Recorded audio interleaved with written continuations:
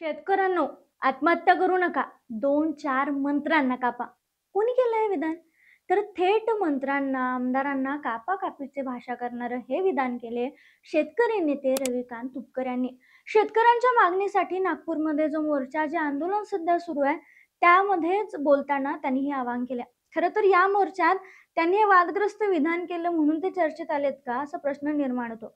कारण ही अशी आंदोलनं कोणाच्या आरक्षणासाठी नाही आहेत, तर बळीराजाचे आहेत. बळीराजासाठी आहेत, त्यांच्या हक्कासाठी आहेत आणि म्हणून ही चर्चेत येण्याची शक्यता अनेकदा कमीच असते. कारण हल्ली आंदोलन, मोर्चे म्हणलं की फक्त आरक्षण आणि जात यावरच आहे असं महाराष्ट्रात दिसायला लागलंय. तुर्तास तरी आपला हा मुद्दा नाहीये. त्यामुळे आपण या व्हिडिओच्या माध्यमातून रविकांत तुपकर कोण आहेत, हे आंदोलन कशासाठी होतंय, नेमकं काय म्हणालेत ते, या सगळ्याबद्दल बोलूयात. नमस्कार, मी संजना कट्टुकटमध्ये आपले स्वागत. सुरुवातीला मी नेमकं काय झाले सांगते. शेतकऱ्यांच्या प्रलंबित मागण्यासाठी गेले कित्येक दिवस माझे आमदार बच्चू कडू प्रयत्न करतात. मात्र आता सरकारचं लक्ष वेधण्यासाठी त्यांनी मोर्चा काढला. नागपूरमध्ये असणारा हा मोर्चा सुरू झालाय बच्चू कडू यांच्या नेतृत्वात. मागण्या पूर्ण व्हाव्यात यासाठी मोठा शेतकरी ट्रॅक्टर मोर्चा नागपूरकडे रवाना झाला. यामुळे वर्धा भागात देखील मोठ्या प्रमाणात गर्दी आणि ट्रॅफिक जाम पाहायला मिळाली. या रॅलीत हजारो ट्रॅक्टर, बैलगाड्या आणि मेंढपाळ यांचाही समावेश होता. आता बघा, नागपूरला हा जो मोर्चा बसलाय, त्यानंतर हा मोर्चा मुंबईत धडकेल असं देखील सांगण्यात येत होतं.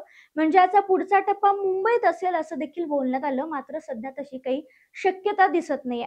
हा व्हिडिओ करेपर्यंत हा मोर्चा नागपुरातच आहे असं पाहायला मिळते. या मोर्चाच्या दरम्यान त्यावेळी आंदोलकांना संबोधित करताना तुपकरांनी नेत्यांवर आणि सरकारवर तिखट शब्दात टीका केली. ते म्हणाले, कर्जमुक्ती हा आमचा नैतिक अधिकार आहे आणि ती मान्य झाल्याशिवाय आम्ही माघारी जाणार नाही, असं शेतकरी नेते रविकांत तुपकर म्हणाले. शेतकऱ्यांनो, आत्महत्या करू नका. आमदार नव्हे तर 2-2 मंत्र्यांना कापा, पण मागे हटू नका. सरकारचं नाक दाबल्याशिवाय सरकारचं तोंड उघडत नाही. शिवाय मी सुरुवातीला उल्लेख केला त्याप्रमाणे सध्या राज्यात, महाराष्ट्रात जातीपातीसाठीच मोर्चा निघतो. त्यामुळं खरंच बळीराजाचा हा मोर्चाला न्याय मिळेल का, चर्चेत येईल का, असा प्रश्न निर्माण होत असताना याबद्दल बोलताना रविकांत तुपकर म्हणाले, राज्यात जातीचा मोर्चा निघाला तर सरकार आंदोलनाच्या ठिकाणी येतं. मग आमच्या मातीच्या मोर्चाला तुम्ही का येऊ शकत नाही?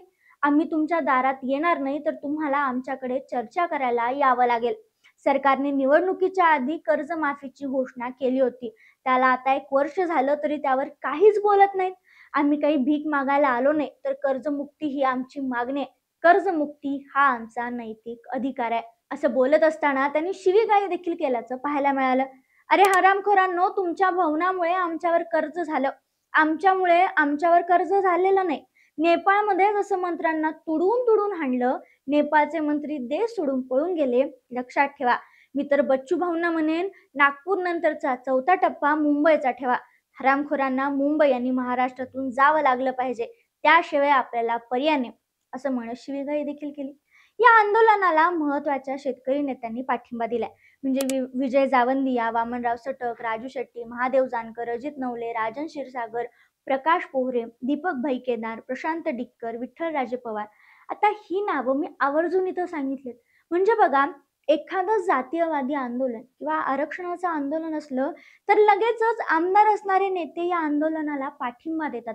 खासदार असणारे किंवा मंत्री असणारे नेते आंदोलनाच्या ठिकाणी जाऊन आंदोलनकर्त्यांची भेट घेतात.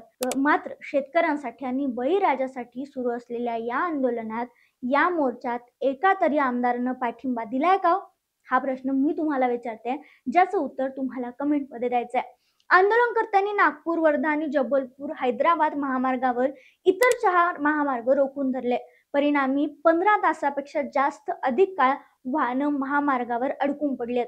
शेतकऱ्यांच्या कर्जमाफीसाठी सुरू केलेल्या बच्चू कडूंच्या आंदोलनाने सामान्य जनतेची कोंडी केल्याचं चित्र आहे. त्यामुळे सरकार चर्चा करण्यासाठी नागपुरात येते की नाही हे पाहावं लागणार आहे. बच्चू कडू म्हणालेत की चर्चा करण्यासाठी सरकारनं नागपुरात यावं, आम्ही मुंबईत जाणार नाही आणि जोपर्यंत आमच्या मागण्या मान्य होणार नाहीत तोपर्यंत हा लढा सुरूच राहील, असं देखील त्यांनी सांगितलंय.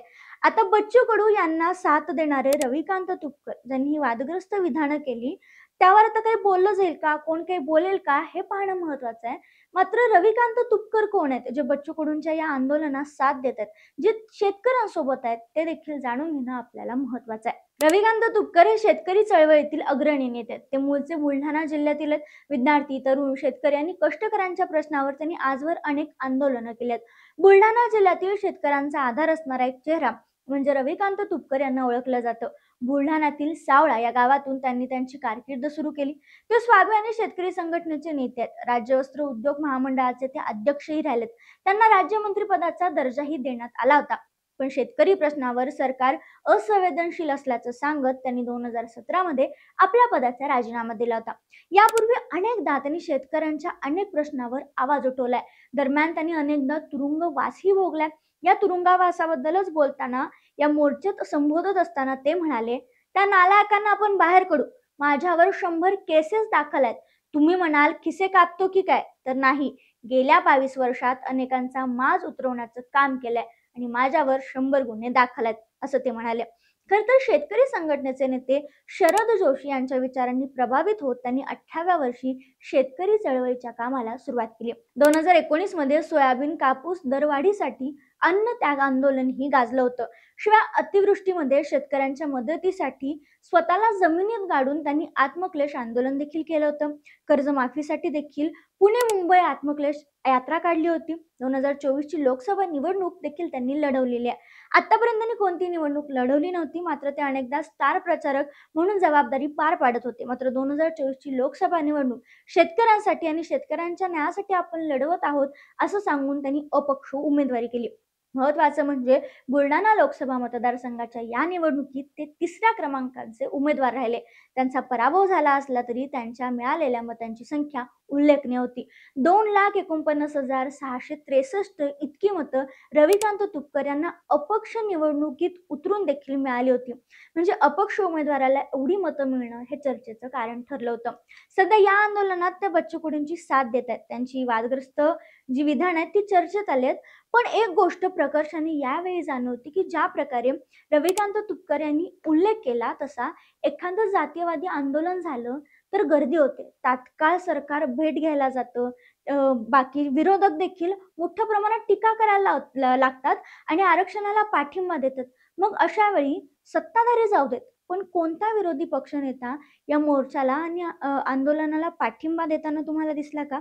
लक्षात घ्या, हे आंदोलन जातीसाठी, आरक्षणासाठी नाहीये, तर ज्याच्यामुळे आपलं पोट भरते त्या शेतकऱ्याच्या मागणीसाठी, पाठिंब्यासाठी आणि बळीराजासाठी आहे. मग तरीही कोणताच विरोधी पक्षनेता यावर काहीच का नाही बोलत आहे? पाठिंबा का दर्शवत नाहीये? काय वाटतं? आणि रविकांत तुपकर किंवा बच्चू कडू यांनी हे जे आंदोलन मोर्चा सुरू केलाय, त्याला खरंच न्याय मिळेल का? या सगळ्याबद्दल तुमचं मत कमेंटमध्ये कळवायला विसरू नका.